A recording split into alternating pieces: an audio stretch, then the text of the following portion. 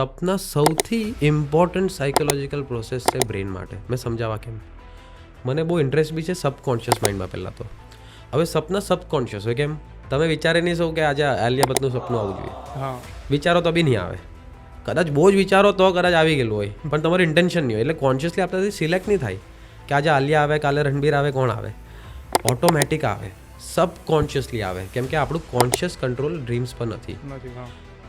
એટલે સબકોન્શિયસ માઇન્ડની ફિલ્ડમાં ઇન્ટરેસ્ટ હતો. અને પછી હવે મેં ન્યુરોસાયન્સ જ્યારે ભણું છું તો ખબર પડે છે કે સપનાનો જે ફેઝ છે, જેને જ્યારે તમને સપના આવે ને તે ફેઝને REM સ્લીપ કહેવાય. કેમ કે આપણી આંખ છે ને રેપિડલી મૂવ થતી હોય, એટલે રેપિડ આઈ મૂવમેન્ટ, REM સ્લીપ, એ ટાઈમે આપણને સપના ચાલતા હોય. આ જે મોટામાં મોટું રિસર્ચ છે, ટ્રોમા હોય કે બ્રેનનું તમારું લર્નિંગ હોય, ક્રિએટિવિટી, બધું કે એ દિમાગ REM સ્ટેટમાં જ કરે.